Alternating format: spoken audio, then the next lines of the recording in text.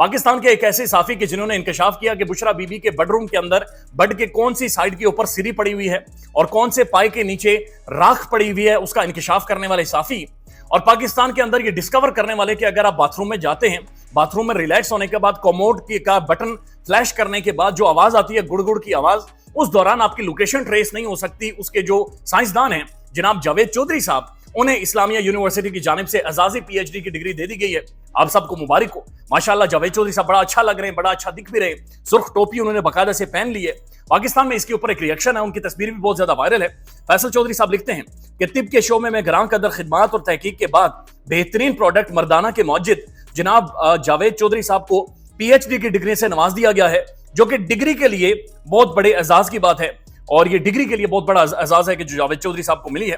اس کے بعد یہ نعیم زرار صاحب لکھتے ہیں کہ فاش ویڈیوز کے جوہری کارنامے کے بعد اسلامیہ یونیورسٹی بھاولپور کا اگلا قدم جاوید چودھری کو ڈاکٹریٹ کے اعزازی ڈگری سے نوازنا ہی ہو سکتا ہے۔ یونیورسٹی کو مبارکباد، یعنی اسی یونیورسٹی سے بہت ساری ایسی چیزیں منظر عام پر آئی تھی کہ جو ویڈیوز جو طلبہ کے ساتھ جو کچھ ہوتا رہا ہے۔ اس کے بعد خرم صاحب لکھتے ہیں کہ بلا شبہ دور حاضر میں نوجوان نسل میں فکری پیداوار پیدا کرنے میں سب سے نمایاں شخصیت جاوید چودھری صاحب کی ہے۔ انہیں دیکھتے ہی نوجوان یہ سوچتے ہیں کہ یار اگر اس کا پھدو لگ سکتا ہے تو کسی کا بھی لگ سکتا ہے۔ جاوید چودھری صاحب کو بھی اسلامیہ یونیورسٹی کی طرف سے ڈاکٹریٹ کی ڈگری مبارک ہو۔ جاوید چودھری صاحب جنہیں ایک لمبے عرصے تک لوگ پڑھتے رہے، سنتے رہے، لیکن اس کے بعد کچھ انہوں نے ایسے کارنامے کیے ہیں، کچھ ایسے بیان دیے ہیں، کچھ ایسی خبریں دی ہیں اور کچھ ایسی صحافت دی ہے کہ اس کے بعد پورا پاکستان جاوید چودھری صاحب کو آج باقاعدہ سے سلوٹ پیش کرتا ہے۔ اب آتی دو تین بڑی امپورٹنٹ خبریں ہیں، اور ایک بہت بڑی خبر ہے، اور خبر یہ ہے کہ یہ خبریں پاکستان میں رپورٹ ہو رہی ہیں کہ آنے والے 48 گھنٹوں میں یا آنے والے 12 سے 14 گھنٹوں میں بشرا بی بی کو گرفتار کر لیا جائے گا۔ یہ بھی خبریں پاکستان کے اندر رپورٹ ہو رہی ہیں کہ بشرا بی بی کے بعد عمران خان کی بہنوں کو بھی گرفتار کر لیا جائے گا، اور ان دونوں کی گرفتاری بنیادی طور پر اس لیے کی جائے گی تاکہ خان کے اوپر پریشر ڈالا جائے اور عمران خان کو اڈیالہ جیل کے اندر توڑا جائے۔ اب یہ پاکستان کے پرومیننٹ جرنلسٹ ہیں، تجزیہ کار ہے ایثار رانا صاحب، وہ یہ کہتے ہیں کہ عمران خان سے اڈیالہ جیل میں رات کی تاریکی میں بشرا بی بی اور کچھ اہم ترین شخصیات جا کر ملی ہیں، اور ان میں ایک اور بڑی پرومیننٹ شخصیت بھی تھی، اور انہوں نے جا کر عمران خان صاحب سے یہی درخواست کی۔ بشرا بی بی نے خود عمران خان صاحب سے کہا کہ اگر آپ 6 ماہ کے لیے ملک سے باہر چلے جاتے ہیں، یعنی 6 ماہ کے لیے پیچھے ہٹ جاتے ہیں تو سارے معاملات ٹھیک ہو جائیں گے، نہیں تو پھر اس کے بعد سب کی گرفتاری ہونی ہے اور سب کا پریشر، یعنی ایک آپ کے اوپر ایک پریشر ڈالا جائے گا۔ تو اس کے اوپر عمران خان صاحب کا بڑا کھل کر یہ جواب تھا کہ میرے پورے گھر کو اٹھا لے، میرے گھر کے ہر بندے کو گرفتار کر لیں، اس کے باوجود بھی میں کمپرومائز نہیں کروں گا، اور میں ایک قدم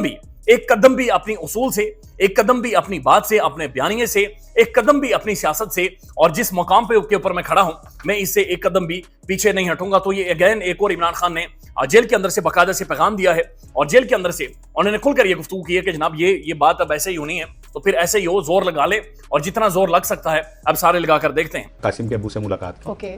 بشرا صاحبہ نے انہیں کہا کہ جی 6 مہینے کے لیے اگر آپ پاکستان سے چلے جاتے ہیں تو معاملات بہتر ہو جائیں گے۔ اس کے ساتھ ساتھ ایک اور معاملہ تھا، اور وہ معاملہ یہ تھا کہ سپریم کورٹ نے باقاعدہ سے، سپریم کورٹ کے معزز ججز اور قاضی فائزہ صاحب نے یہ احکامات جاری کیے تھے کہ جو نیب کے قوانین میں ترامیم کی گئی اس کے اوپر جو اپیل ہوئی ہے، اگر اس میں عمران خان صاحب خود آنا چاہتے ہیں، چونکہ عمران خان صاحب نے نیب ترامیم کو چیلنج کیا تھا، تو خان صاحب خود عدالت کے اندر آ سکتے ہیں۔ اس کے اوپر شعیب شاہین صاحب انہوں نے باقاعدہ سے ایک پریس کانفرنس کی ہے، اور انہوں نے بڑا کھل کر کہا ہے کہ ہمیں ایسا محسوس ہو رہا ہے کہ انتظامیہ سپریم کورٹ کے احکامات کو بھی ہوا میں اڑا دے گی، چونکہ عمران خان صاحب نے کہا تھا کہ میں عدالت کے اندر آنا چاہتا ہوں، تو عمران خان کو کوشش کی جا رہی ہے کہ میڈیا سے دور رکھا جائے، کوشش کی جا رہی ہے کہ عمران خان کو خفیہ مقام اور جیل کے اندر ہی رکھا جائے، عمران خان کا ٹرائل بھی خفیہ ہو تاکہ عمران خان میڈیا میں نہ آئے، عمران خان کی تصویر، عمران خان کی انگیجمنٹ لوگوں کے ساتھ،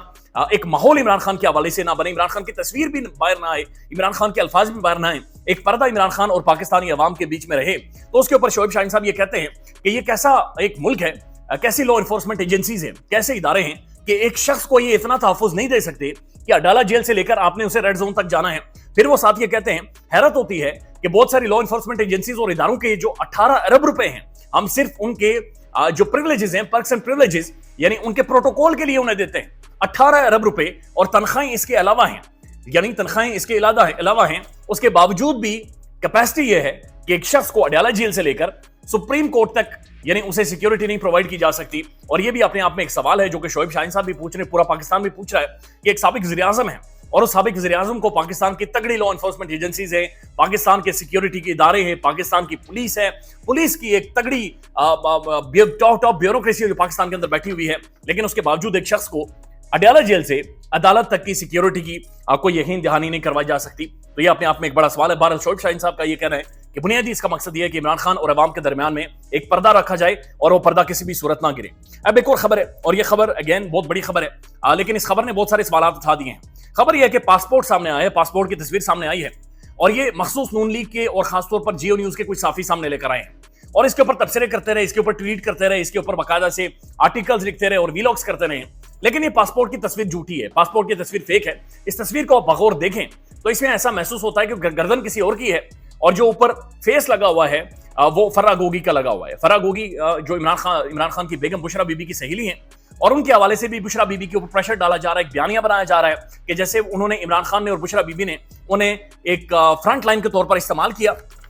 اور اس کے بعد کرپشن کیا, اس کے بعد معاملات کو چلایا ہے. تو معاملہ یہ ہے کہ ثابت کرنے کی کوشش کی جا رہی ہے کہ جس طرح سے نواز شریف صاحب یا شہباز شریف صاحب کے اوپر کیسز تھے یا شریف فیملی کے اوپر کیسز تھے کہ ان کے فرنٹ مین تھے جو ان کے لیے بہت ساری منی لانڈرنگ اور کرپشن کرتے تھے, اسی طرح سے جی عمران خان بھی